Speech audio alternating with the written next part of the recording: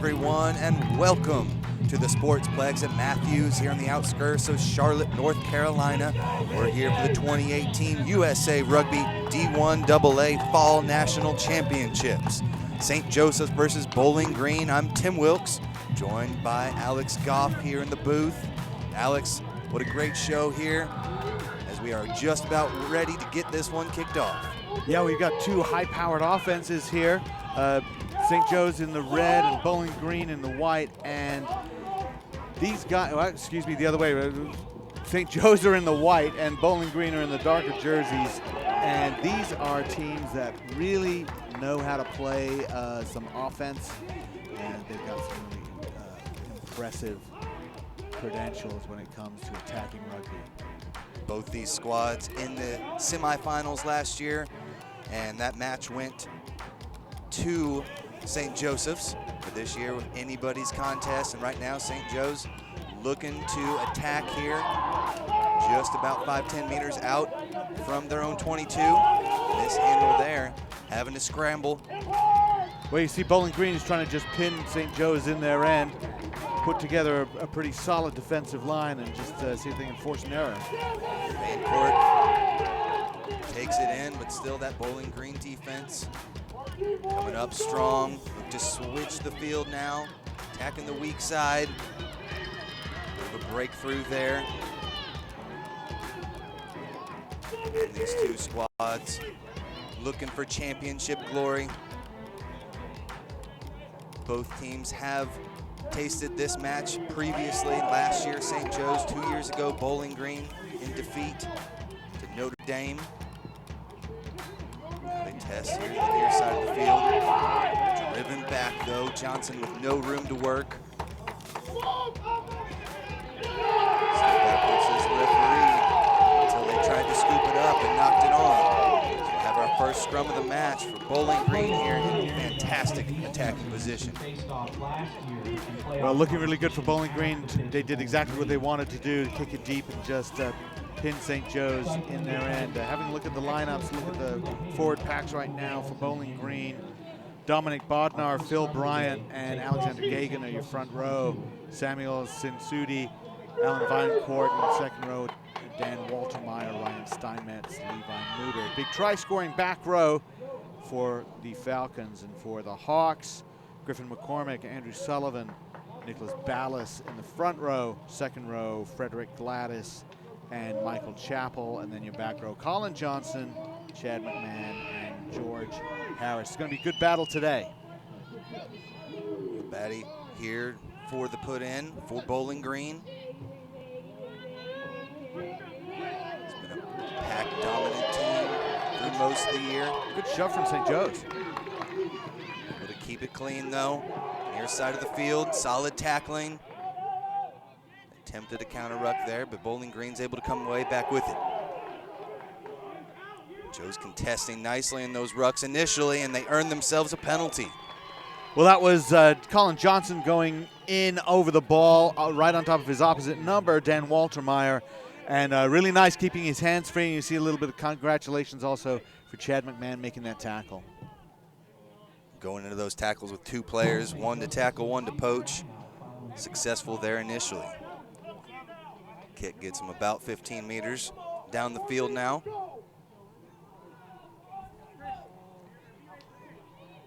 Stay tuned here to Flow Rugby all day, folks. We got 4 national championships coming your way. Andrew Sullivan lines the squad up here. Throw is good, bringing it down, swinging it out to the backs now. Good hands to the outside, solid movement. Looking for action.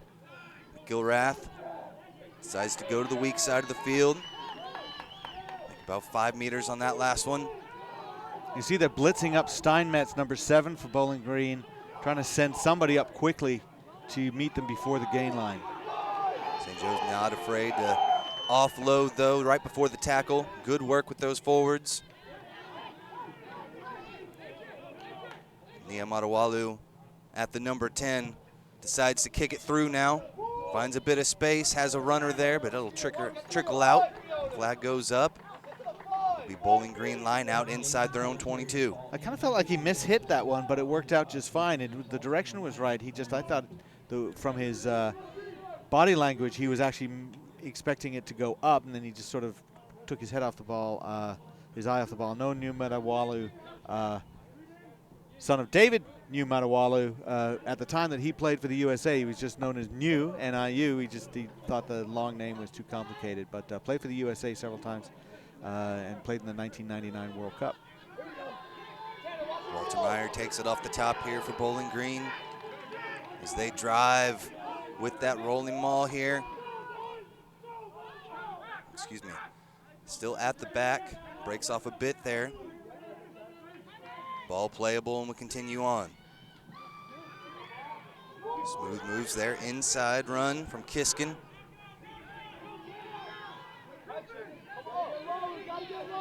Sudi with the rumble as well, inside their own 22 here. Slam down, back up on his feet, still moving is Kubicki. Well, he wasn't held. It was a smart move from him. The bobble there, take it back into contact. Reset. Far side of the field now. Keep it inside with a rumble. Gogegan. Now they'll look to swing. Bit of an errant pass, though. Drives them all the way back inside their own 22. Muter able to handle it, but then knocked it on. Well, that's the kind of thing we saw a bit yesterday with the rainy weather and sometimes teams unsure, unused to playing against other defenses that put them under pressure, is that you have someone who's of two minds. Do I pass to the up runner, the flat runner, or do I pass to the deep runner? And they can't decide, and the ball goes in between. These guys, I was going to say, we're not seeing any of that, and of course then we go and see it. Ball handling looks a little bit better today. It's not raining hard. It's just sort of a cold, foggy morning. But execution on that is going to be very, very important for both of these teams, especially in their own 22. Not much like we saw yesterday. Only a 30-40% chance of showers throughout the day. Able to take this one off. Back of the scrum. But again, a bit of confusion on who's going to take that in. Kashgigan just looks to take it into contact now.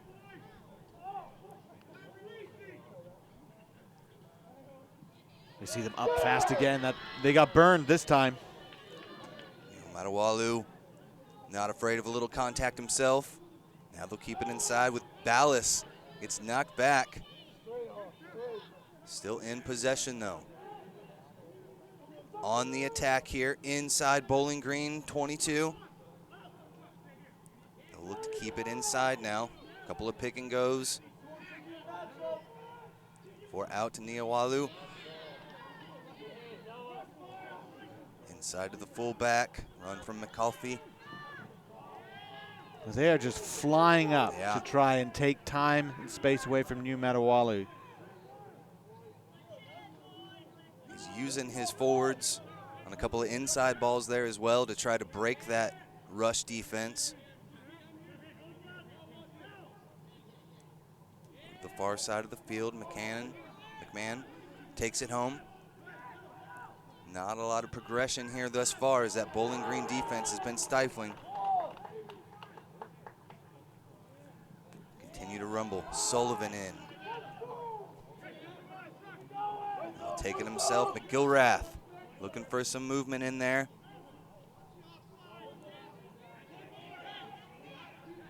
About 5 meters here over the last couple of phases.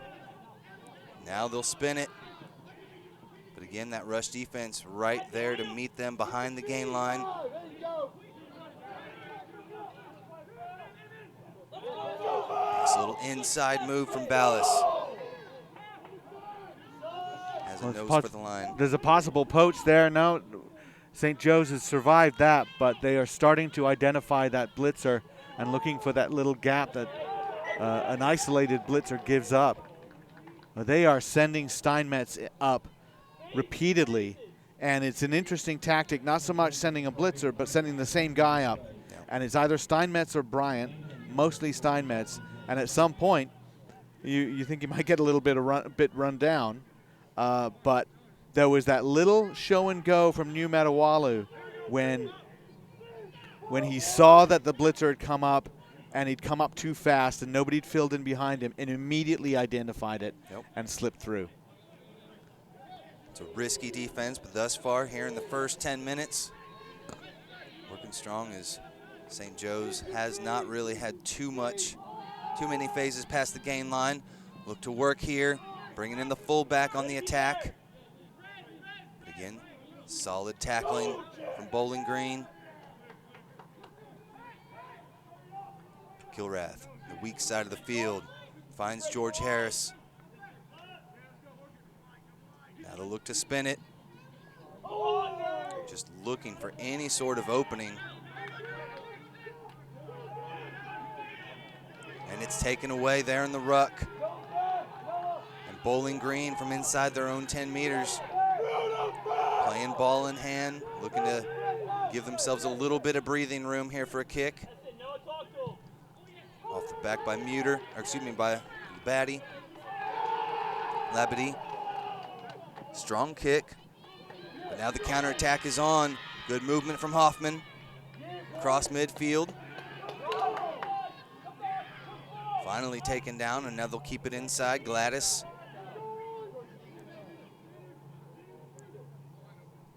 Let's see Dan Waltermeyer going for that poach again. Didn't quite get it this time, but that's his thing. Kashgigian across the 22. Penalty. Offside against Bowling Green. And they're quite happy to set that defensive line. They're not getting bored playing defense. They're really enjoying it, which they're going to have to do. And I thought this was going to be a high-scoring game. It could still be so. But right now, it's a battle of wills against a Bowling Green defensive line. I don't know how many tackles they've made so far in the first 10, 11 minutes, but it's been a lot. They've hardly had the ball, and they're quite happy to do it. I don't blame St. Joe's taking a shot at goal right here. Take what you can get at this point early on. Yeah, they had a whole lot of ball in hand here from St. Joe's, but not really too many meters made. Well, that poach from Daniel Waltermeyer right in front of his post, that was a big one for Bowling Green. Then they kicked it clear, but they really weren't able to get that. What they needed was a nice slow line out to get something going, and instead not able to make touch.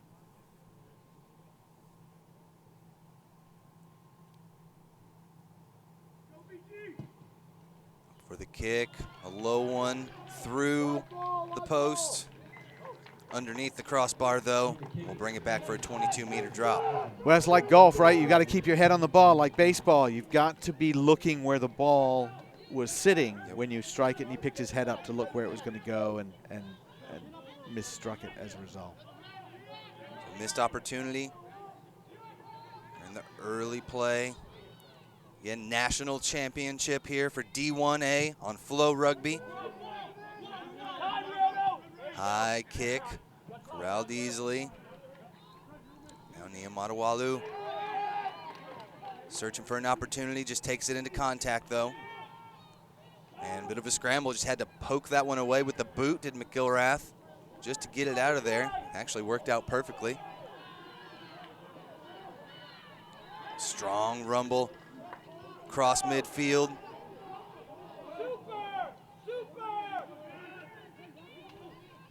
See how organized that Bowling Green defensive line is when they get set up. Just a huge hit from Steinmetz.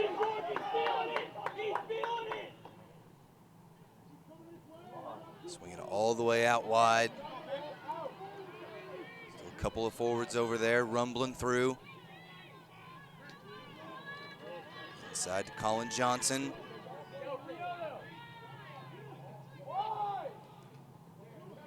I like how the forwards are really looking for that runner. Steal from Bowling Green. That was a really nice poach. Come away with it. A little run there from Van Court. Space here on the near side. Strong rumble from Muter. And the support there just in time.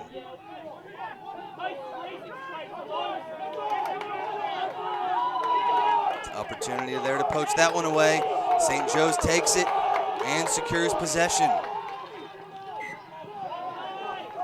Well, that little knock on at the end was a little unfortunate for St. Joe's, but that was a great play there from, I think, Fred Gladys. No, it was actually the number 8, George Harris.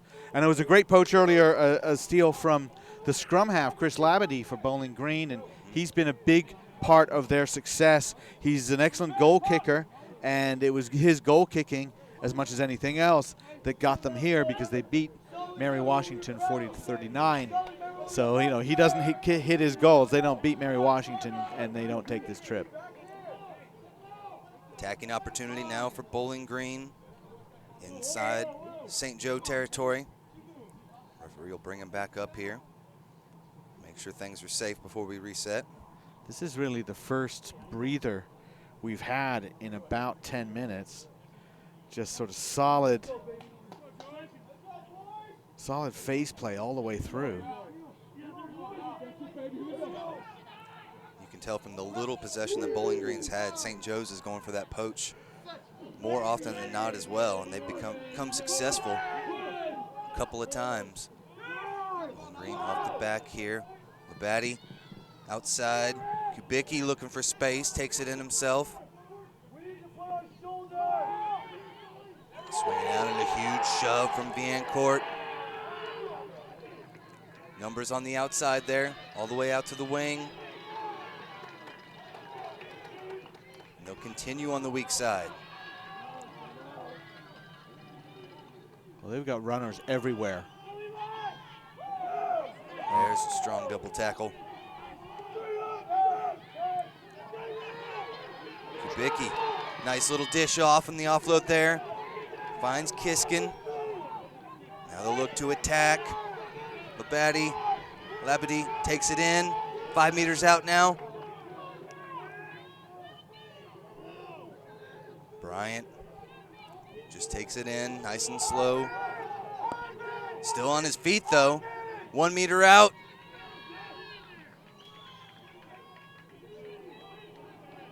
Reset, look for the pick and drive. Ciansudi with the try. Well, you saw immediately what Bowling Green can do with the ball in hand, and a couple of really nice runs in there with Adam Kubicki dropping off to Kiskin and slicing through there, and then Labadie just spotted a little gap, and the other thing about it was he bought some time because he was a little bit isolated. He bought enough time that players were able to come and get there. And then what about Phil Bryant going? I mean, it looked like he was taken down, and he just stayed on his feet and just got himself all the way down to that line, and then Ciancudi just pick it up and go over. Yeah, Bryant just kind of leaned into him, got that short base, and as we thought he was brought down, just kind of spun out of it, took it right near the goal line. Phil Bryant is a heck of a story.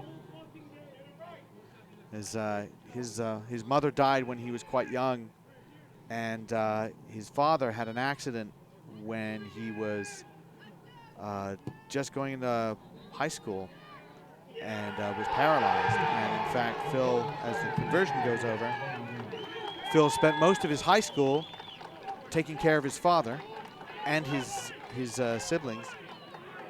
And then his father passed away, and he had to grow up very, very fast, and dealt with it in an amazing way. And he is one of the leaders of this team. He's one of the best hookers in D1 AA. And the coaches say he was molded by that experience, but in a positive way. He grew up very fast. I mean, only a freshman, wise beyond his years though. Looking to make big things happen. He already has 7 tries on the year, tied for the team lead. But right now it's Bowling Green in front, 7-0. This kick from Labadie is his 33rd conversion of the year.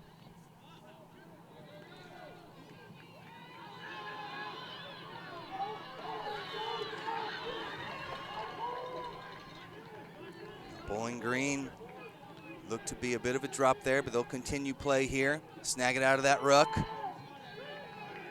Work it inside with Steinmetz. Now they'll spin, getting the props into the action on the back line there. There was that short ball again, looking to free up somebody, but a couple of miscues. And I think Bowling Green's a little bit fortunate there that they didn't lose that ball, and it ends up being a knock-on against St. Joe's, which scrum half there, Tanner McGrath, not really too happy about that call. He thinks that was a knock-on by Bowling Green to start with. But you see what Bowling Green's trying to do there. They said Kubicki's going to skate out a little bit, target a slightly outside shoulder of the tackler, and then just drop off a little short ball. And it kind of doesn't matter who's there with him. He's got 2 digits on his back. He's got 1 digit on his back. Doesn't matter. What he needs is a hard runner off his left or right side. Yeah, it was Philip Bryant from the hooker position back there on the last one. Always dangerous when you can get the big boys out in the back line. Strong push from St. Joe's. Able to get it out though. Aaron pass through the legs of Kubicki. Scooped up now. Strong run from Kiskin. We've seen him doing that quite often here. So again, we're halfway through first period of action here. Nice bend by Bryant. Get away from me. Still bunched up inside their own territory here, looking for space. Kubicki finds a runner on the near side of the pitch. Muter. Keep it inside, Bodnar. Into contact.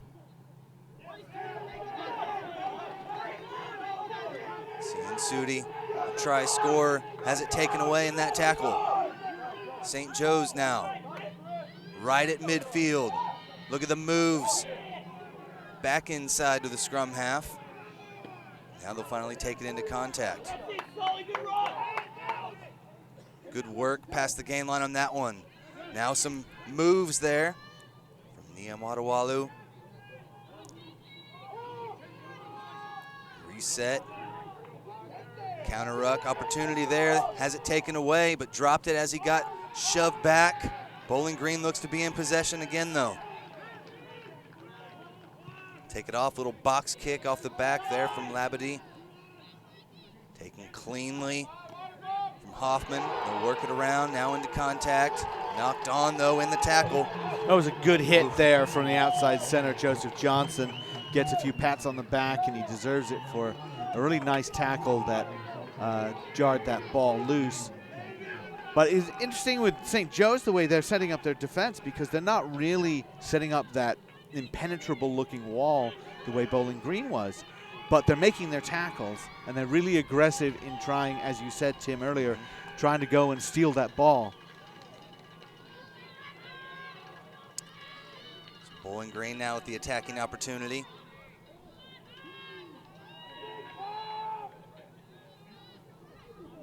Labadie looks for it to be set, slides it in there. Things start to dissipate a bit on the St. Joe's side, and they're able to come away with it now. Ooh, tackle right at the ankles there, takes down Kiskin. Keep it inside with a couple of pick and drives here. Strong work from Muter, taking it in on his own.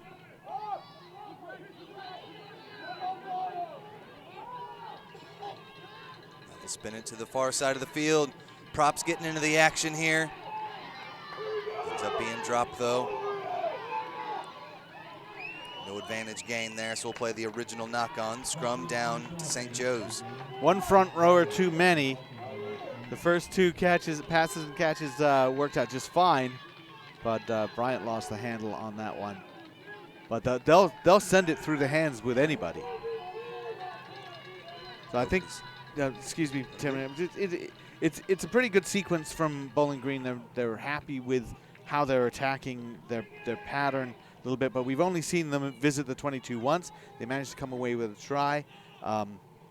We're just there are holes, and interesting to me is they're running a pattern that they're following, whereas St. Joe's is more like reading what holes they're seeing and what's available to them.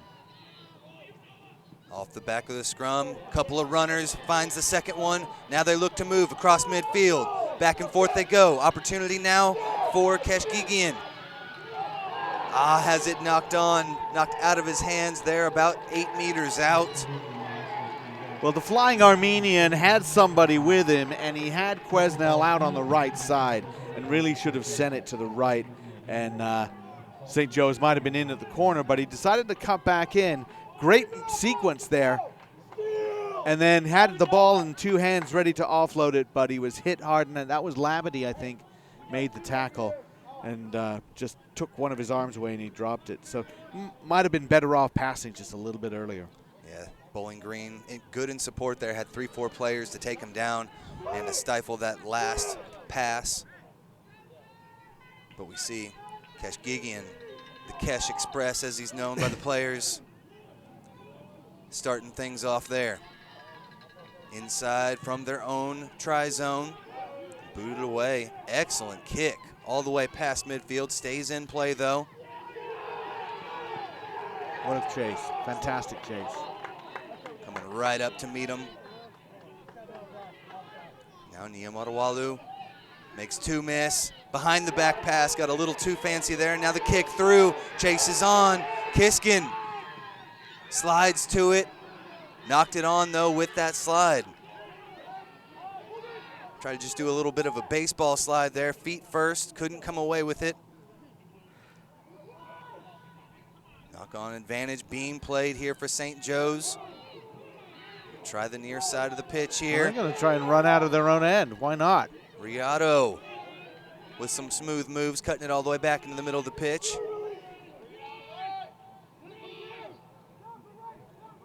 Pick and go, kind of reset things here. McIlrath swings it out. Niamatawalu. Pass inside or outside now. One of the forwards taking it into contact. So that strong defense is Gogegan. Takes it now, stolen away. Steinmetz dives in through the post and in for the try. Well, they say you live by the sword and you die by the sword. How about the other way around? You can die by the sword, but sometimes you live by it. And that risky blitzing can cause some holes in your defensive line, but Ryan Steinmetz came right up as sort of a second blitzer and nabbed that ball, went right in under the post. And that all came actually from the defensive pressure that caused the drop and the kick ahead from Kiskin. And now that one of the things about the you see that players in the United States, they learn to play rugby in the United States, they think hands first. So they see that ball rolling around, they think, I want to pick that up. And possibly, it's difficult to control, his better option, because he had people around him, was to nudge it forward with his foot, get it into the in goal, and drop on it. Sliding on it like that was going to beg a knock-on, which is what happened, but that defense saved the day. They line things up here. Christopher Labadie. Good on his first conversion.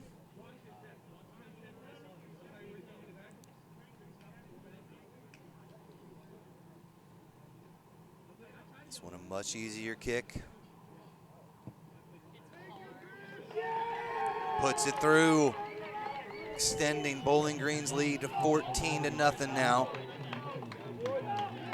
St. Joe's has the ability to erase this pretty quickly, but you look back at that break from Keshgigian, misidentified the player who was on his in support. It was Riota. I was looking at the wrong list, but he could have passed off to Riota and we would have potentially a tie game.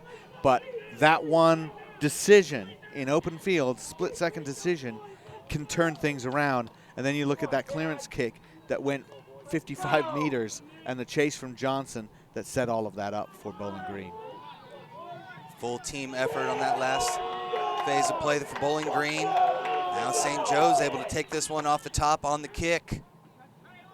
Able to keep possession. They're off the restart, and now they've got numbers there on the far side of the pitch.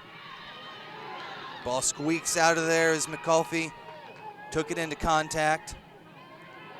Now a penalty here. Looked like just a knock-on. May have been played from an offsides position, though. I can't see or hear. The referee's gonna bring the captain over to have a bit of a discussion. Up here, like the sun's just in it. That just means it's really foggy. Oh, okay. They just got light. Okay. The yellow card awarded or given there to McAuliffe. A little bit, yeah. Connor McAuliffe will send in the sin bin for the next 10 minutes. Well, he admitted it right off the top. He got up having done something, and I didn't quite see what he did, but there was a little bit of contretemps between him and a Bowling Green player, and he immediately put his hands up and then tapped his chest as if to say, yeah, that's my fault, which you appreciate, but doesn't mitigate the fact that he did something that warrants a yellow card.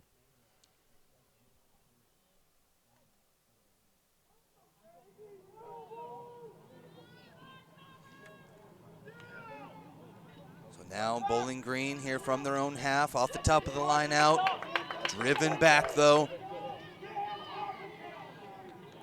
It's taken away there, but offside's the call. Maybe needing them to stay on their feet there in the ruck. As again, we've seen all day, St. Joe going for that poach. Bites them this time. Now Bowling Green will have another opportunity to march down the field with a nice kick here. This is a really good chance for Bowling Green now to go for the jugular. I was talking about St. Joe's being able to come back, and they have that capability, but now they're shorthanded. They've lost the fullback, which means their wings have to worry about being fullback as well, and as does their fly half. And with 9 minutes to go in this first half, Bowling Green's got the man advantage pretty much the entire time until the break. Labadie out to the backs. It's actually Viancourt taking this one home. That rush defense makes Kubicki think twice about going outside. Now a bit of a break in play here. Muter finds the gap. I actually think that was Labadie, the scrum half. He's a tall scrum half. But very good play from him. And again, always looking around for support, isn't he? This one contested in the ruck, taken away by St. Joe's. Now playing a man down, looking for some space. Again, that rush defense coming up. That ball was out. Not quite though, says the referee. It's a tough one when that ball is just sort of kind of out. How out is it? And generally referees are going to err on the side of allowing the offense to pick up that ball and play it. Good referee's going to communicate there, let him know when that ball comes out. Yeah, and nobody was on top of the ball, but it hadn't cleared the back foot. Right. So in that case, it's still in the ruck. And it's just a little bit, certainly a borderline, but you got to be careful there. St. Joe's have an opportunity here. Under 10 to play in the first half. Fake to the front jumper. Now decide to go up to him. George Harris taps it back. St. Joe scrambles for it, able to regain possession now. Have a look to spin it. Knocked away from one, they're able to recover. Steinmetz all over that. Easy money for him, nice poach. St. Joe's looks to return the favor. Bowling Green able to snag it out of there though. Now they've got numbers on the far side of the pitch. Got Bryant getting drugged down by the jersey. Smash inside from Walter Meyer. About 8 meters out now for Bowling Green. 6 minutes left to play here in the first half. Would be huge if they could take a 3-possession lead into the break. Pick and goes with the big boys. Go Gagan takes it in.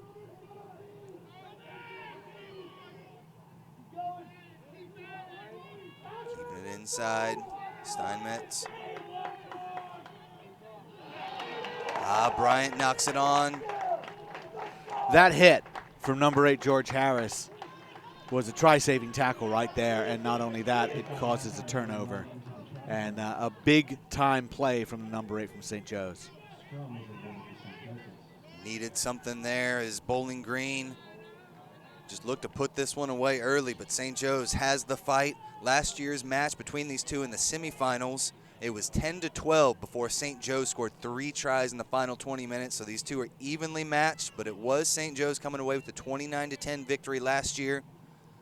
So they've got the ability to turn it on in the second half, so not out of the woods yet. George Harris claims to do a perfect Bob Saget impersonation. I'm not quite sure why you'd be working on that at all, but congratulations to him for that. Kick does not make it outside of the 22. And Bowling Green will have the line out here. Well, Tim, we talked about this yesterday, the width of this field. This is a beautiful field and a full regulation width, and some players aren't quite used to that. You've got to put a pretty good hefty kick on the ball, especially when you're kicking from the center of the field, which is what New Matawala was doing. So now Bowling Green looks to take advantage here. Go up to the middle, ends up getting knocked down, taken by Viancourt. But the counter ruck blows things up. Well, that was Colin Johnson.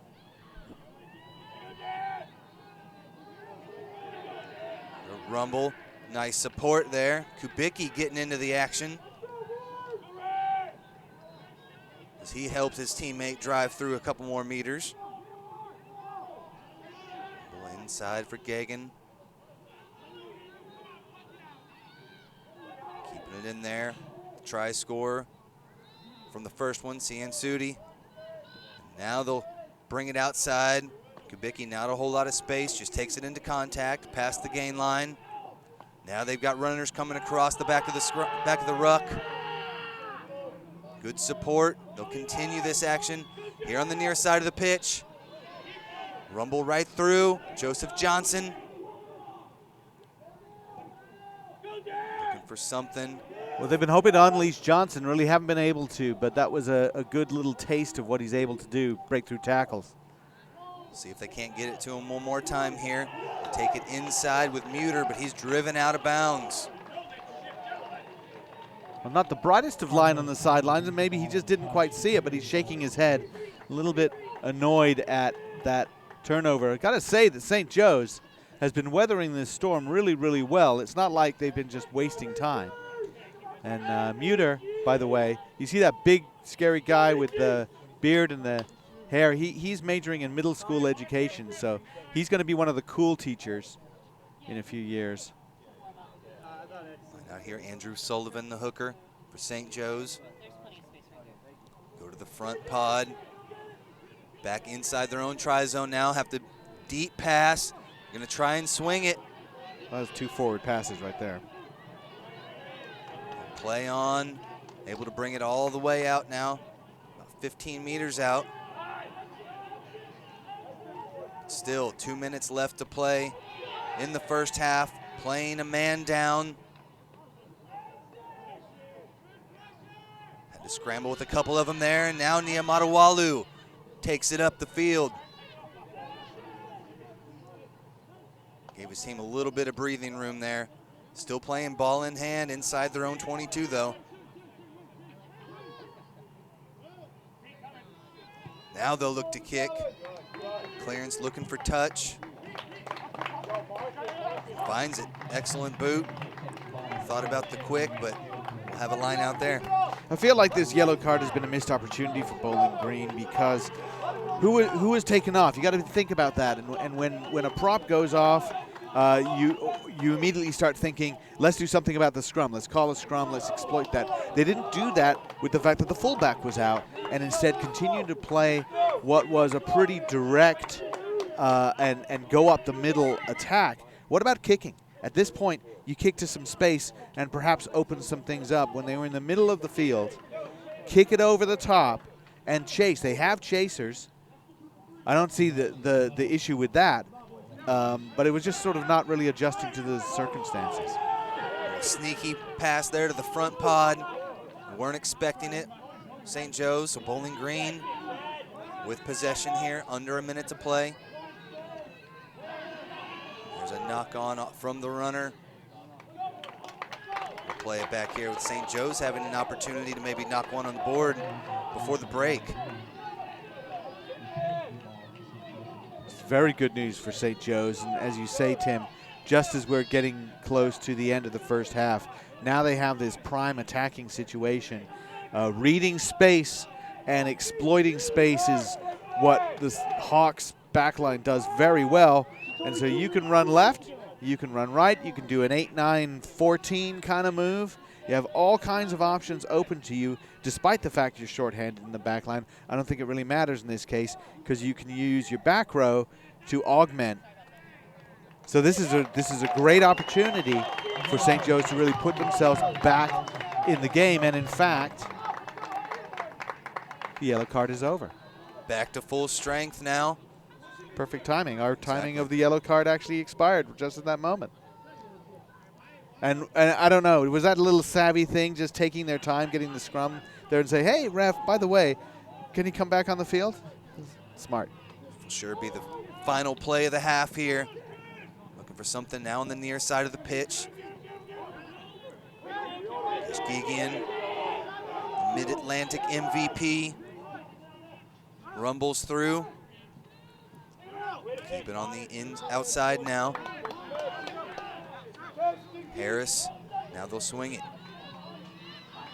Fullback just came on, fresh legs. Now he spins it out. McMahon takes it in.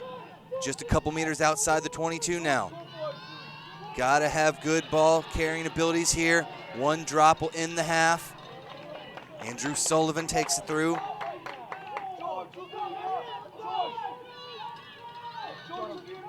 Inside to Colin Johnson. Keep it there with the forwards. They've got two runners anticipating that defensive push through. Matawalu decides to slide over to the weak side of the pitch. Well, he knew that blitz was coming, just dropped right out of the line of sight. Good step inside from Ballas. 5 meters out now. St. Joe's looking for something here. Niamatawalu stops in his own tracks, turns around, takes it into contact. Some hard running from the forwards. Lose it forward. Knocked on though. Back and forth there, no advantage, and that'll do it for the first half of action. What a defensive stand there from Bowling Green to end the first half. So much discipline defensively from Bowling Green. Frustrating for St. Joe's because there was their chance, and they didn't quite run with the same purpose that we expected them to. So in the end, a great half for Bowling Green. Discipline on defense was really what told the story. So we'll take that into the break. 14-0 your score. Keep it tuned here to Flow Rugby with more after this.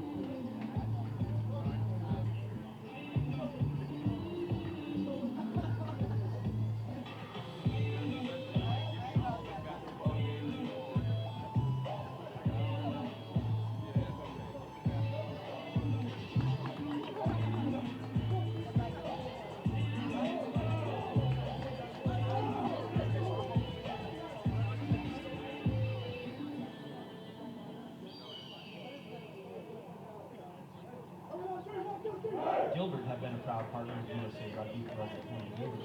Gilbert prides themselves on being trusted by the global rugby community to provide the best three-day Welcome back to Flow Rugby here. We're getting set for the second half of action of the 2018 USA Rugby D1 AA Fall National Championships. Right now it's Bowling Green on top 14-0 over St. Joseph's. And I'm Tim Wilkes, joined by Alex Goff, and Alex had a very exciting first half of action there. Can St. Joe's put this one back into a contested match? Oh, certainly they can. They've had a lot of possession. They've just, you know what, they've not been running with enough purpose, in my opinion. And they've got creative players, but there's been an awful lot of static play where they take it and then they stop for a second and see what's there and then they go. A lot of loopy passes, which combined with that means that Bowling Green's able to come up really fast and take away space and time. And what the Hawks really need to do, I don't know if they need to set up a little deeper, but they need to be running onto that ball, and those passes need to be a little bit flatter, a little bit more direct, a little bit harder, and then to be able to sort of slice through more of that aggressive Bowling Green line. But they've been, I would think that head coach Daniel Russo would say you've been a little timid in terms of how you move the ball. I mean, in terms of going into contact, and they've not been timid at all. Meanwhile, Bowling Green, that defensive discipline, very impressed with. Not a lot of imagination offensively, but they did get 2 tries. One from one of the more interesting offensive movements from them. The other one was from an interception from a defensive play. So I think if I'm Tony Mazzarella, I'm looking at this thing. You had 10 minutes, you were up a man, and you didn't really do anything. You didn't change anything. You didn't tactically adjust your approach to the fact that you didn't have a fullback. And then you tried to do too much. You lost the ball close to the try line.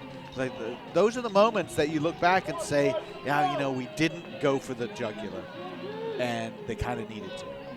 And again, as I said in the first half, last year between these two in the semifinals, it was St. Joseph's coming up with 3 tries in the last 20 minutes to take home the victory 29-10. So they've got gas in the tank. Let's see if they can come away as we start the second half of the national championship right here on Flow Rugby. Appreciate you joining us. We've got 3 more national championships as we go through the day, so stay tuned. And a penalty awarded straight away. Off their feet was St. Joseph. So now from inside their own 22, they'll look to set up with a kick to relieve a little bit of pressure. Michael Hoffman coming in from the wing to do the kicking duties. Excuse me, this will be Peter Weiss setting things up here. Just finds touch, but off the angle. Didn't have much of an angle, but he managed to get some distance. And St. Joe's immediately, what they wanted was to kick deep, pressure, maybe steal the ball. They didn't get any of that. In the end, they're defending a line out in midfield.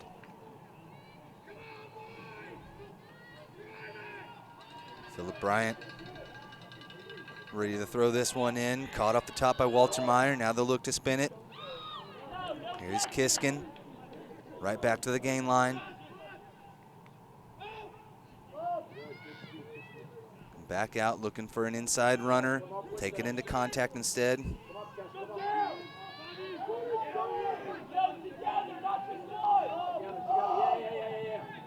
Still this defense from St. Joe's. Driving them back about 10 meters over the last 3 phases. And then the drop ball. The try scorer, Steinmetz, couldn't handle it. And now it's St. Joe's on the attack. Cutting it back inside now. Across the 22. Strong work there from McCormick.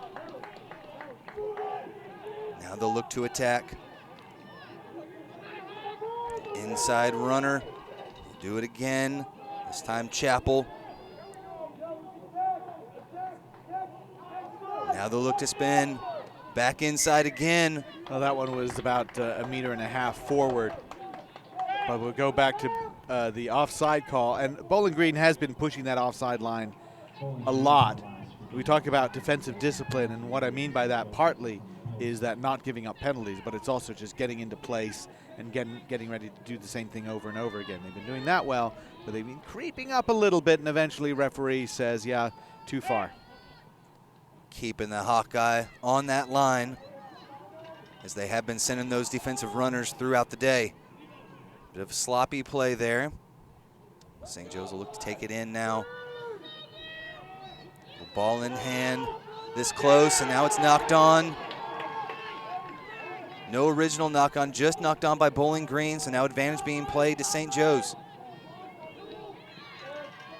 Yamato Walu, bit of a lazy pass there, pop that one up. Stolen by Bowling Green, but will come back. No advantage gain, scrum down to St. Joe's. Well, it's not raining, but there is dew on the ground. There is moisture on the grass, and that ball looks mighty slippery. And you see how it's squirted out of the side of the ruck because you can't control it on that slidey ground. And player dives on it, and he's unable to control it and loses control, and that's the knock-on that ends up being for St. Joe's. And interesting now that we see that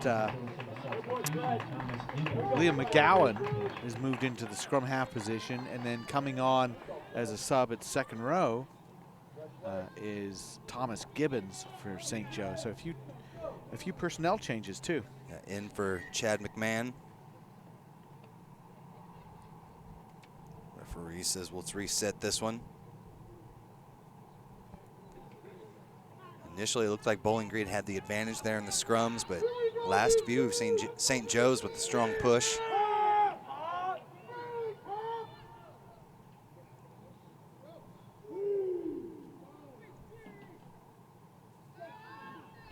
Good battle in the front row between these two packs.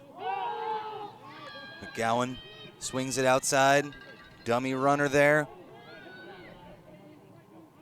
Taking it into contact. Couple of the big boys there on the far side of the pitch. Smashing it in, Michael Chappell. This is better from St. Joe's. Running with some purpose. Looking for any sort of gap, but the two 10s collide. Kiskin will now take it in. McMahon about 10 meters out from the try line. St. Joe's looking to put their first points on the board. Keep it in with Ballas. Came off that one, looks like it was stolen away. That ball squirts out. That was Steinmetz who came in and took it. Bowling Green back in possession, need to relieve some pressure here. Bryant takes it into contact, keep it in. Vancourt now out to the backs. Rush defense prevents the kick, but they find an opening here. Got to stay in bounds. Peter Weiss. Well, that was he well stayed in, but that was well done by the guy who came in on as a sub at halftime. Jonathan Ahern came in, made a really nice tackle, and then used the slidiness of the ground. I don't know, slidiness, is that a word? Used the slidiness of the ground to pull Weiss into touch. So still in a great attacking opportunity here for St. Joe's.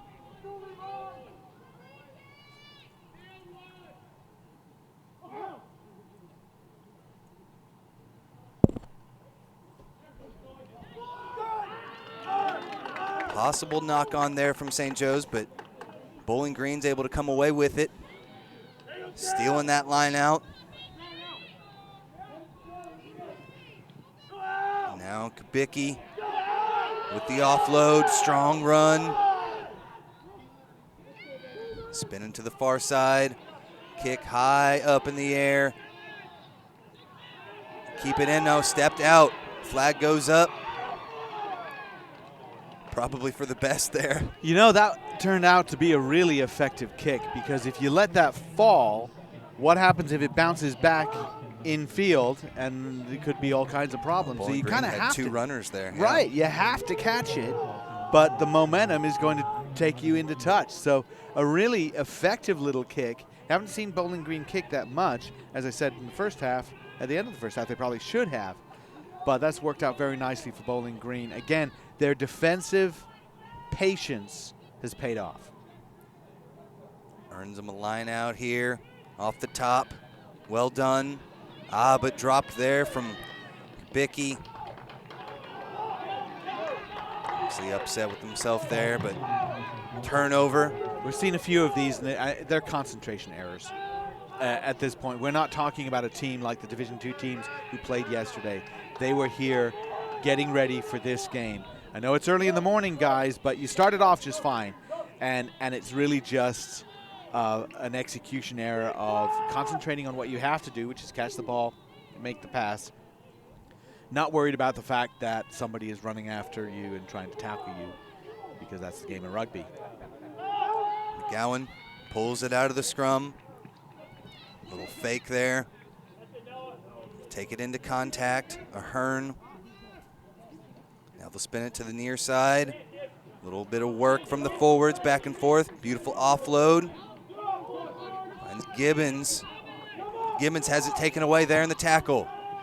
Bowling Green just looked to clear their line with the kick, but a big smash. Huge tackle from Peter Weiss coming in. They did not release after the tackle. Penalty awarded to St. Joe's. Yeah, he got caught up in the idea that he was going to tackle and then take it away, and you still have to let go of that tackled player. Good chase, though. That's one of the more fun tackles to watch in this game. Take this one out inside the 22. Saw St. Joe's miss a penalty kick there in the first few minutes.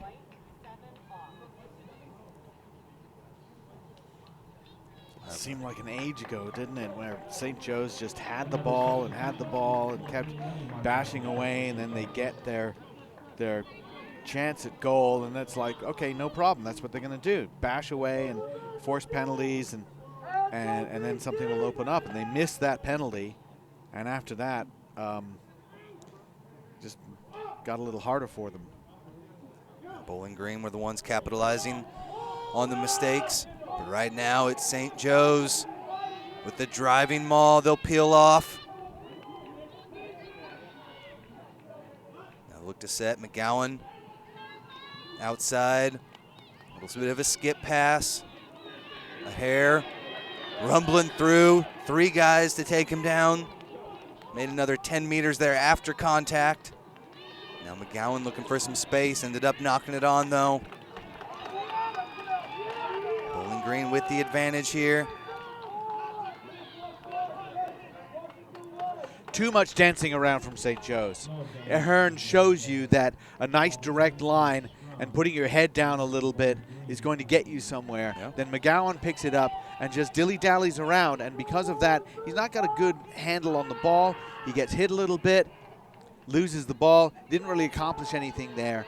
And St. Joe's has been not of one mind in terms of how they're going to approach attacking. And New Matawalu, very talented, but what he does is he waits and looks, picks his spot. Great, but you still have to have direct runners that exploit from that kind of playmaker. Referee with a bit of a discussion here with both front rows.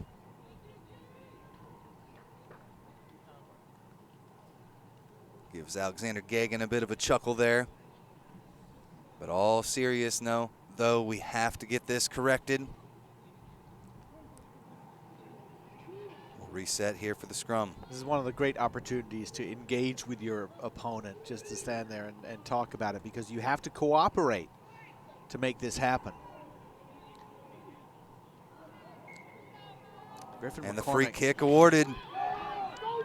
Bowling Green looks to attack straight away. Across the 22. Progressing nicely now. Just thinking about the offload, took it into contact. Now it's peeled off there. Gagan takes it through.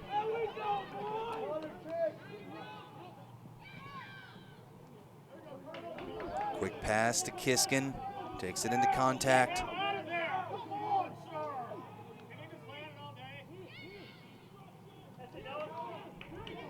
Looking for space.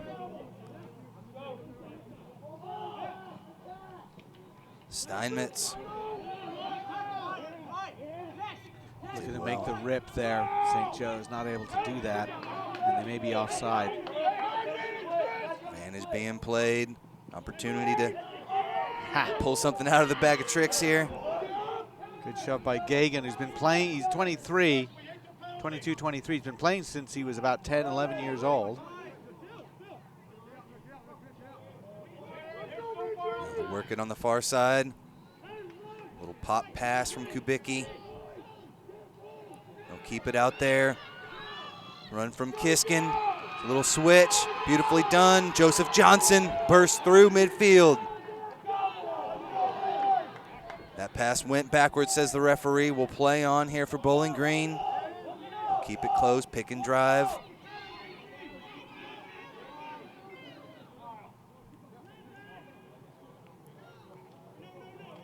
Again here, driven back into the previous ruck though. Looking for something. Nothing coming though. Kubicki had it knocked away. Advantage being played to St. Joe's.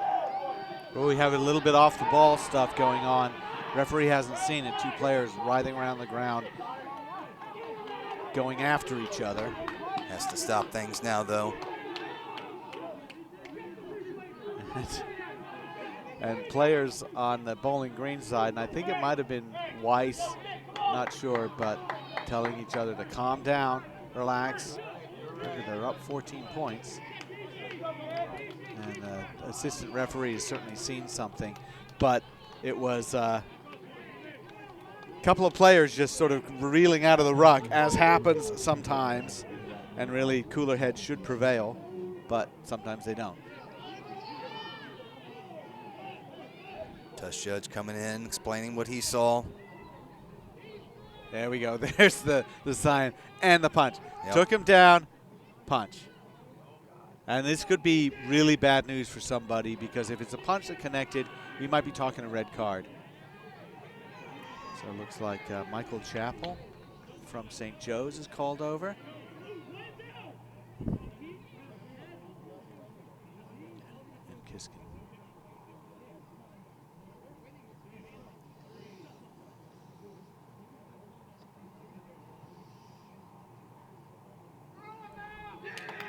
For the pocket, and it is a yellow card. Chappell, I believe, is going to be sent off.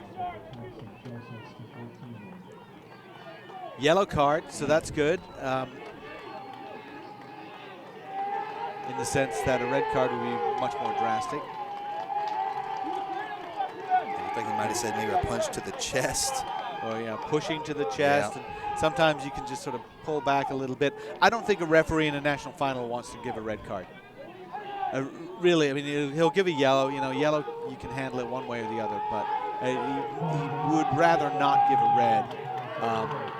But will if it's really bad. But if it's like, I'm not quite sure, might have been a punch, it might have been a push.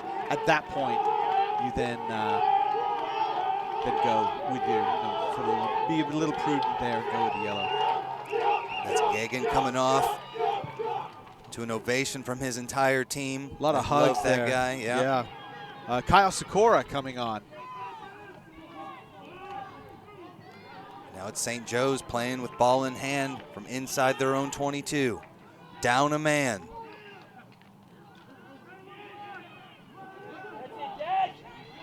at that run. The Kesh Express getting rolling. Really his only second carry that we've really gotten to call his name and seen him burst through. Looking for some movement. There's a squeak through. But Niamatawalu slips down. Still in possession. The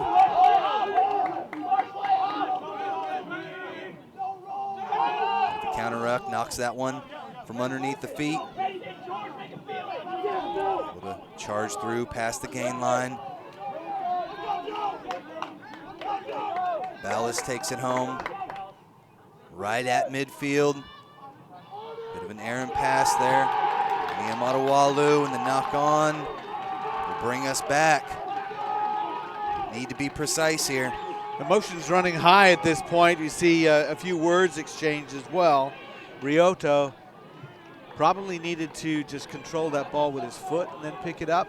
It's very difficult when you get those passes that aren't to hand and they're bouncing around on the wet ground, and so he does that, and then he's tackled, maybe something after the whistle. He gets angry, somebody else gets angry. And really, Bowling Green, I'm not quite sure what they're angry about. They're up by 14 points. They've got a yellow card on the other team. They're in a position where they could perhaps take complete control of this game, but they have to keep their heads. They're fired up, but that can burn both ways, so try to keep that in check here. Now Bowling Green takes it off the back of the scrum. Looking for something, trying to make something happen here as they're finally taking it into contact now. Timothy May presents it back. Steinmetz charges through. Stays on his feet till support arrives. Looking for an inside ball. May will just take it himself. Good job to get over the gain line there.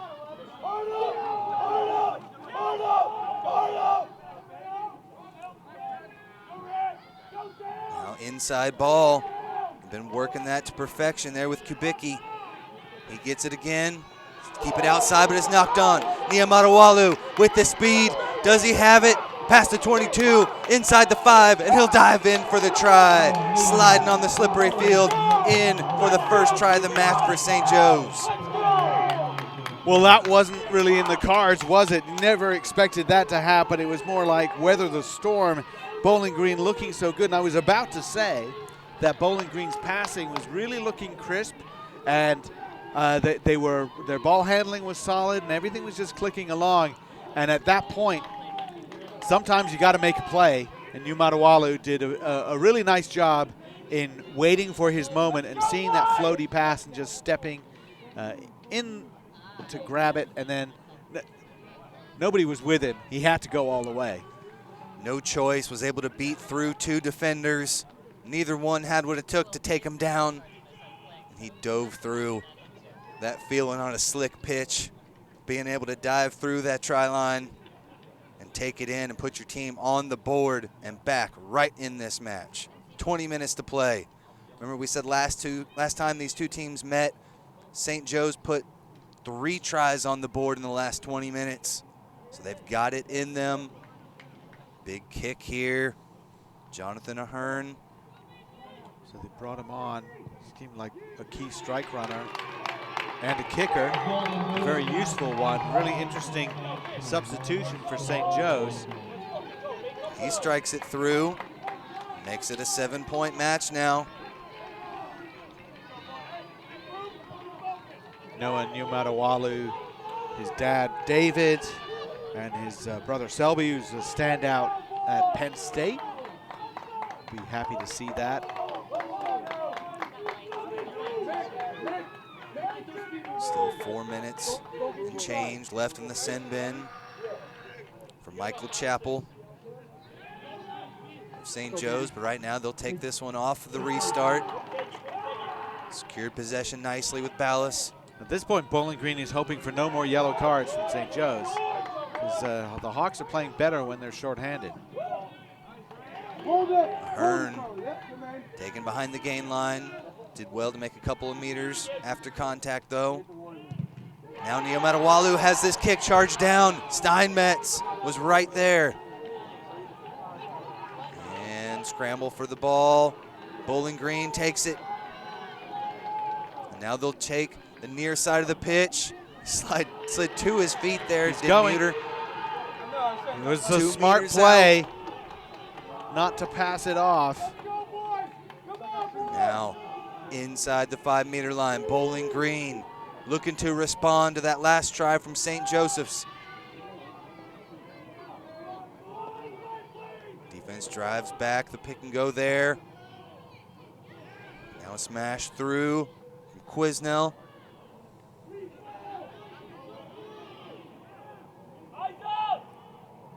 Nice and easy.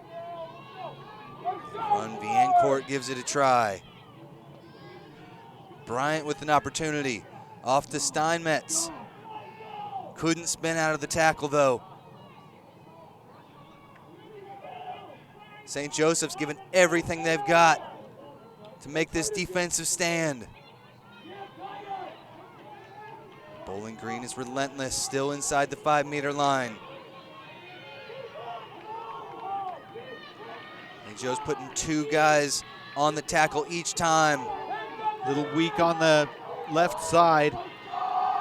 St. Joe's right side. They've gone that way 3 times. And now they're in for the try. Bowling Green back at it. Their 3rd try of the match. Bill Bryant pumping his fist at the crowd. And there's a big Bowling Green contingent here in North Carolina, and they're happy to see Bryant go over, but that was the work of everyone. And I'll tell you what, a pretty good defensive stand from St. Joe's, but in the end, they were all on their left side, and there were only a couple of players on the right side, and it was just a matter of time. If they didn't resource that side, that Bowling Green was going to pummel over. Well, Bowling Green did a great job. They went to that left side, that weak side, 3 times in a row, destroying those defenders. St. Joseph's did not fringe anybody over to that side. Made them pay. Strong work there at the goal line. Well, it was the answer the Falcons kind of needed to make. And they had been going along well when they gave up that interception try, pick 7. And come right back and take those points.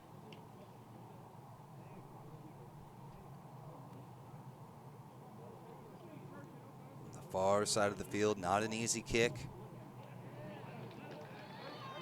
Just off to the left, no good. Score remains 19-7.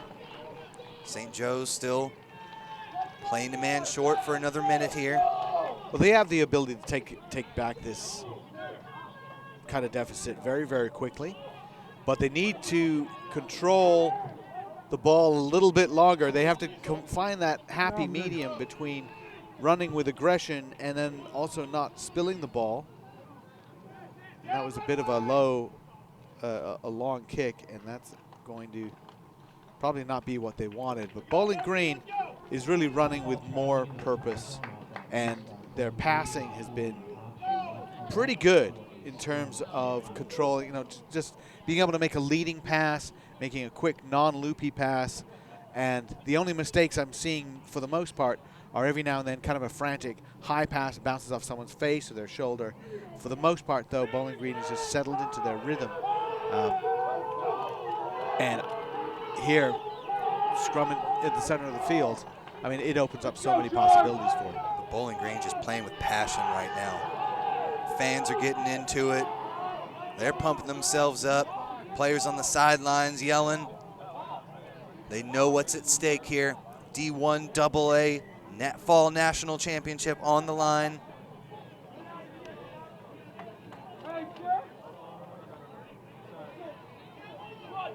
Referee wants a word here. Well, I think they were thinking about moving the scrum to a less slidey part of the field. And they have shifted it over just a little bit.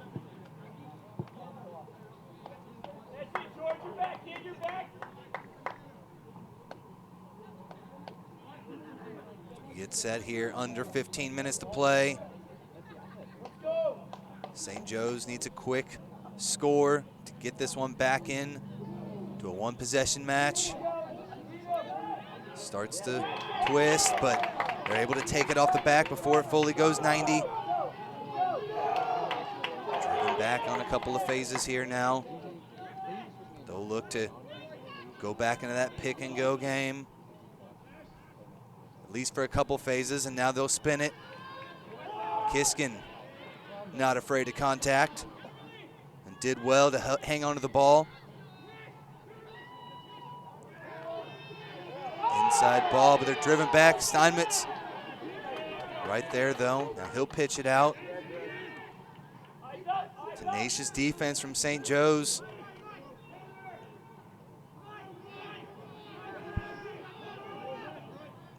Bowling Green will look to slow the pace down a bit. Kill some of that time off the clock. Oh, almost had another interception there. That time it was Rioto with eyes for the try line. Well, he punches the ground in frustration, but we're going to go back to an earlier tackle that was a potential tip tackle, and they're going to give a penalty for that one. And it was, I wasn't sure about that because I saw players' feet go up in the air, but was he returned back to horizontal? He's difficult to see, but they're going to go back and make that penalty. As we see a couple of substitutions come on, Mason Carrero and Kevin Andujar coming on from Bowling Green to bolster their pack, and they've already brought on Kyle Sikora, so they have a pretty solid cadre of subs there because some of these guys are good players. Doing a lot of smashing with the pick and goes, so try to bring some fresh legs in there. Sure.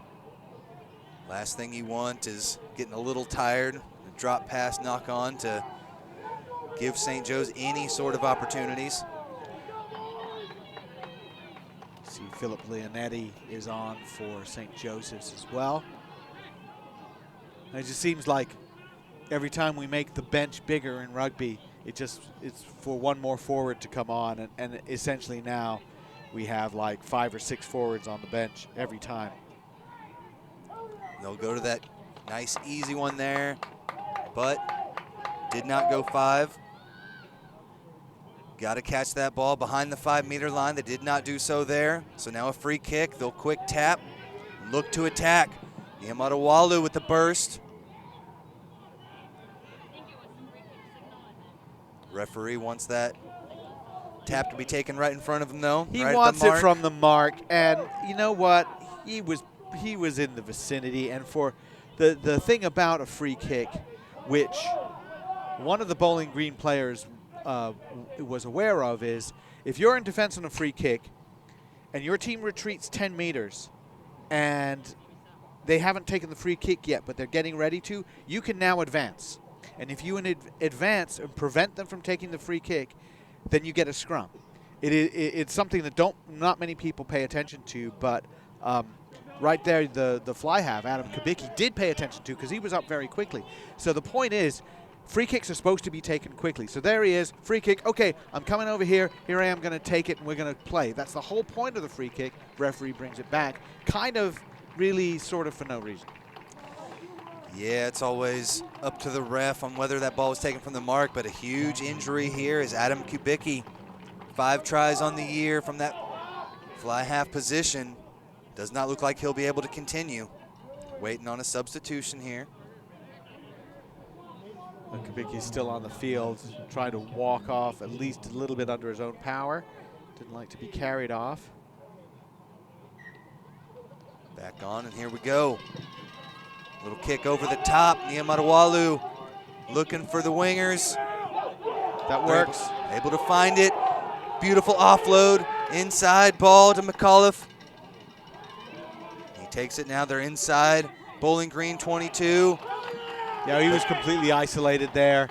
Did his very best to try and delay things, but it was a penalty, holding on to the ball. And what a great play and a beautiful chase there. McCormick did a fantastic job in getting that ball and passing that inside. McAuliffe was there, but no one else was there. And I think that was the problem for St. Joe's. And they're going to throw everything they've got at him here. Final 8 minutes. Down by 2 tries. Not a lot of distance there off the short angle.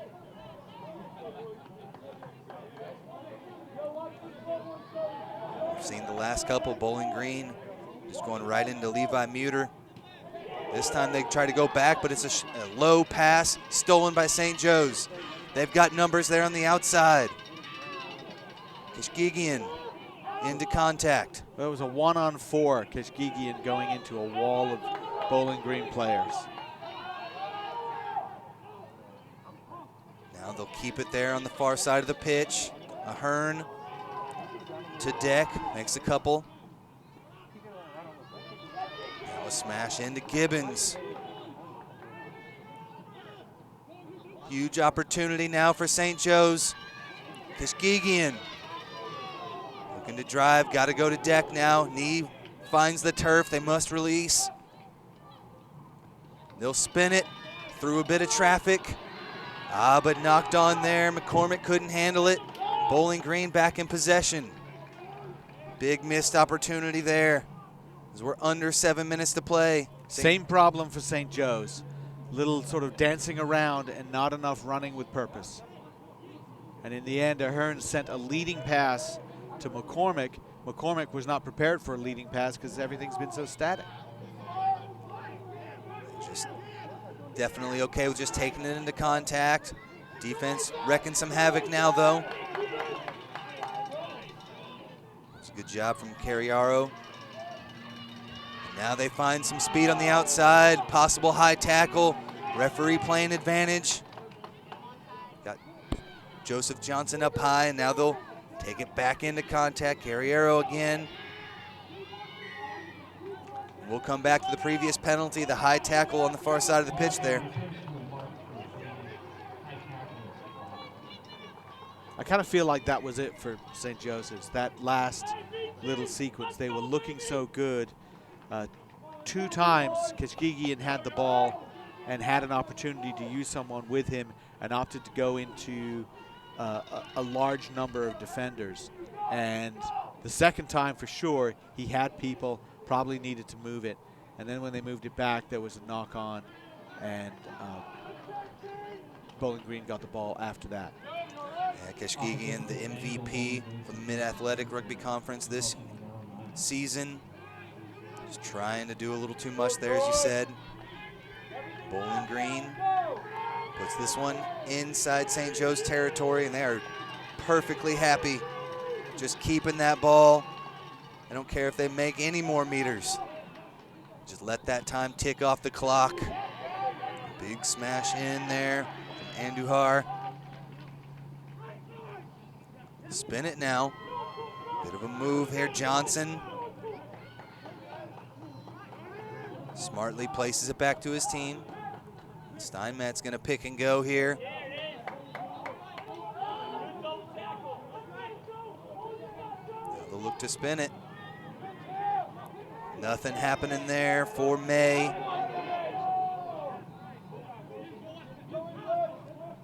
Labadie looking for space. Bit of an isolated runner there, though. Matawalu went over there, but he was the first over there, but he fell over, unable to control himself. Referee says, leave it alone. Good refereeing on his part. And now we have a little bit of a to-do between New Matawalu and one of the Bowling Green players. Bryant. Bowling Green just needs to keep their heads there. Let what happened happen. They are so close to a national championship here. The tempers are running high for sure. The referee's gonna come have a chat with his assistant, see exactly what happened there. It looked like it was Nia Matawalu in that bit of a skirmish.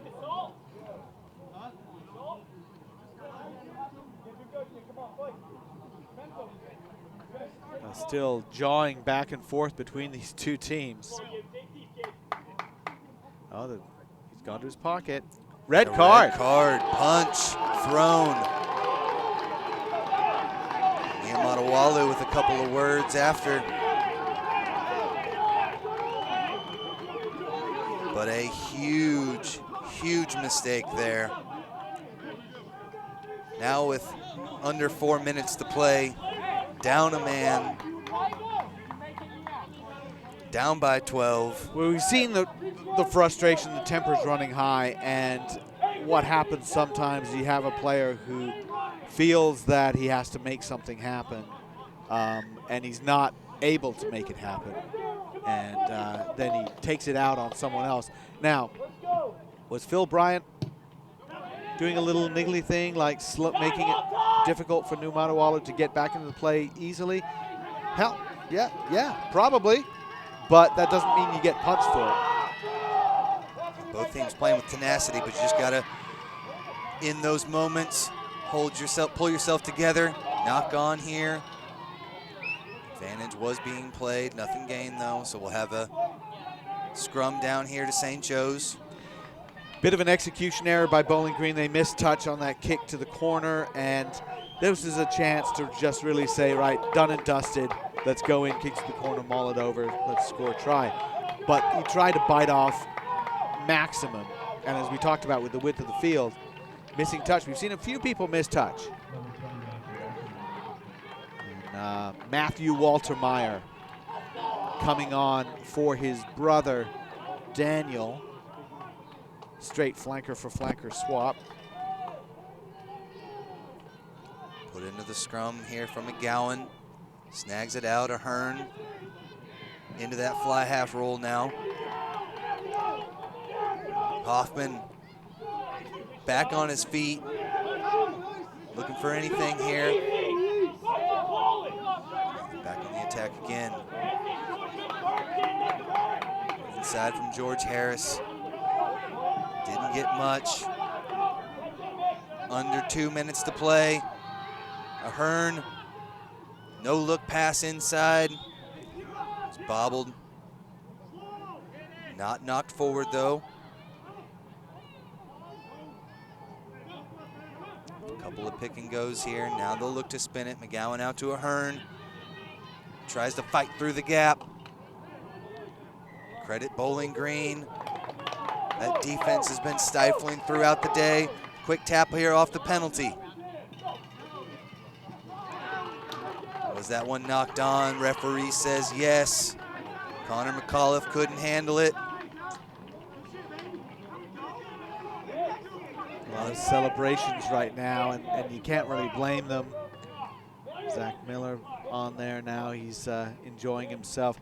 I'll tell you what, if we're looking for a player of the game, for me, Tim, Ryan Steinmetz is all over the place. He started by being the most active defender.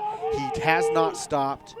He has made good decisions with the ball in hand. Sometimes just gets a bit of a hospital pass, and he sets his feet, he takes the hit, and he drops it off to someone in a better position. He's played smart. He scored a try, played great defense, but just linked things together. And Steinmetz, for me, head and shoulders above everybody else, sort of played a starring role in this game. For sure, had a kick charge down as well. And made turnover ball. And now, it'll burst through. And another knock on, and Steinmetz right there with it. Looking for some movement now on the outside. Muter rumbling through a couple of defenders. And Steinmetz not only gets the ball, but he just drops it to someone else because that's what he thinks is the right thing. And Muter goes another 15 meters because of that. Take their time. The near side of the pitch. And we're keeping the clock, but it's up to that referee's watch. Got to be getting close now, though. There's the kick through. Does it have enough to find touch? No. Scooped up by Hoffman. He returns, but now back and forth we go. McGowan could not handle that one. It's a little bit crazy now. Advantage being played. Bowling Green. Referee still has a couple of seconds left. We had a couple of stoppages for injuries and especially for the cards and the talking tos, and so that can drag things on depending on when the referee stopped his watch and when we stopped our clock to coincide. But in this case, kicking is definitely a good plan for Bowling Green. Put them back, and also if it rolls into touch, well, really that's no problem. St. Joe's just trying to get anything out of this now. Inside their own 22 will be a defensive scrum on their part. I think Tristan Guevara has come on for St. Joe's.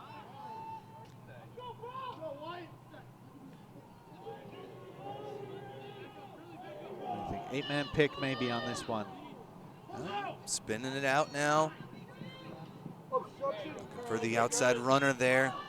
Decided to keep it, did Kiskin. Now they'll spin it. Got some opportunities there on the far side. just taking it, May, right into contact. They're not looking to do anything too crazy. Nice, smooth, easy passes. Been doing those offloads all day, making it look easy now. Defense coming up strong from St. Joe's.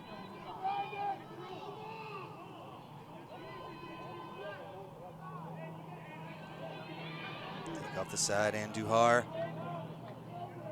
Steinmetz in tow. He'll take it himself now. Driven back, but again, just worried about keeping possession at this point.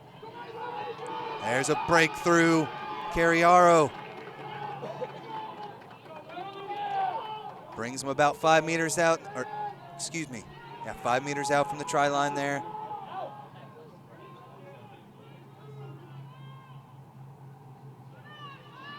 Just so smart from Bowling Green. Just need to hold on to that ball. Taking their time with it. Andujar, nice job from him to clean that up. Play the knock on though. Yeah, I think it was an accidental offside there, just bumping into his own player. And just as I said, hold on to the ball. They weren't really able to secure that at the end. But overall, that's how you put away a game. You just slowly work your way down. You sap the energy of the opposing team. You take away their hope, and you be smart about it. It's not about being flashy at this point. It's one phase at a time. They threw out close to 10 on that last possession. Took a few more minutes off the clock. McGowan to Ahern, look to spin it. Opportunity there from the wing.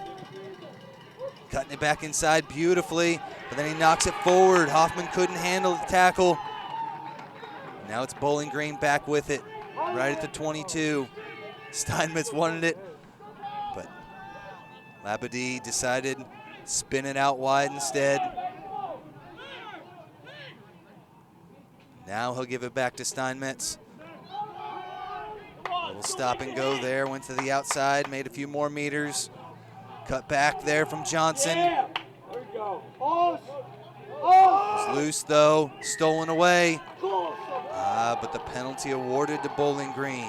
Keshgigian had his hands on the ball, but he was falling down as it was happening. He was hit and lost his feet at the same time. And you know, it's kind of a gray area there as to when was somebody holding on and when did somebody fall over. And the referee said Keshgigian was guilty. Once again, we're going with the line out.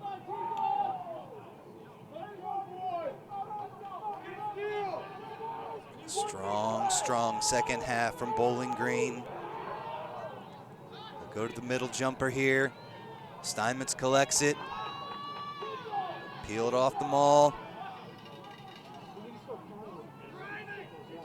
Get in, Bodnar. Bodnar's had a good game. We haven't mentioned his name a lot, but he's done a lot of the dirty work, a lot of rucking, a lot of this kind of work here, just helping someone through contact.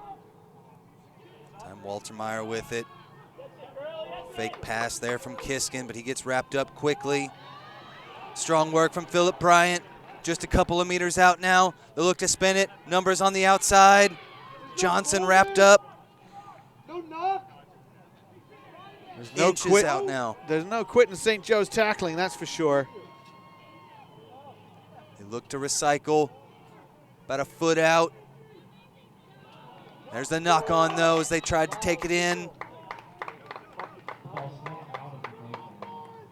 Well, he thought he would be able to drive in, but when you do that, you don't lead with the ball. You have to lead with the shoulders and give yourself space so then when the ball comes down, it just falls straight down onto the line or past the line. But reaching out like that is a recipe for knocking it on. So we still have a sub coming on. John Mills marching out of the field for Bowling Green.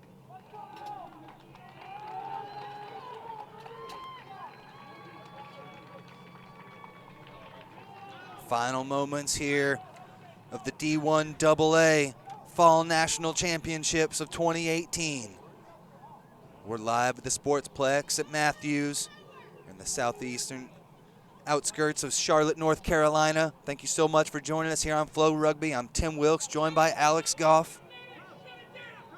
And not much time left on that referee's watch.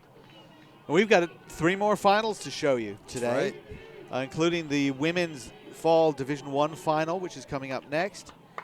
Air Force Academy against Davenport. Davenport's been here now 4 years in a row at this final, twice in Division II, won it. Once in Division I, won it. So it'll be interesting to see how they do this year. Bowling Green against the head there on the scrum.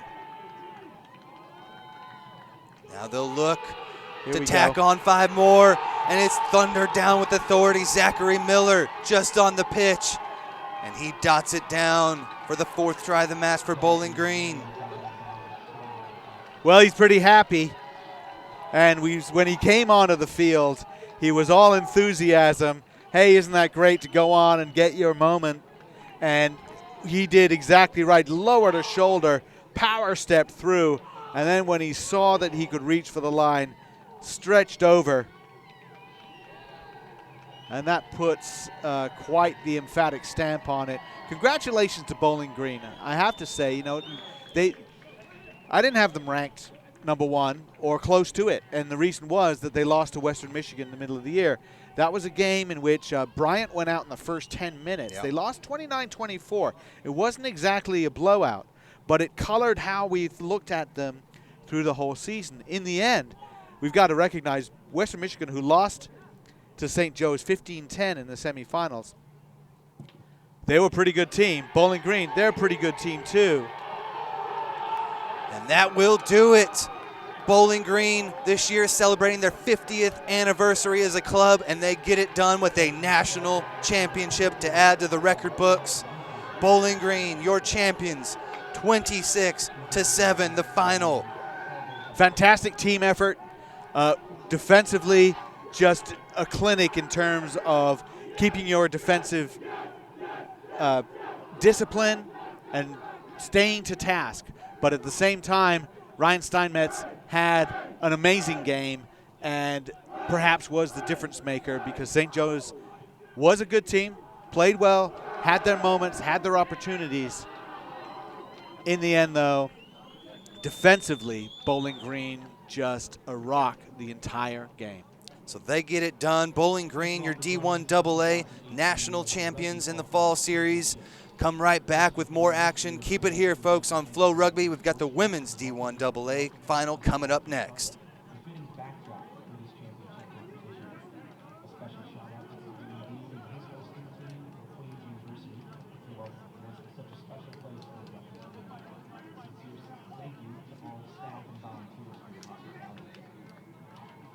Today is meant to be a celebration of club rugby, and we thank you for joining us and supporting these great programs. To congratulate them on a memorable year, please join me in a round of applause for the runners-up, St. Joseph's.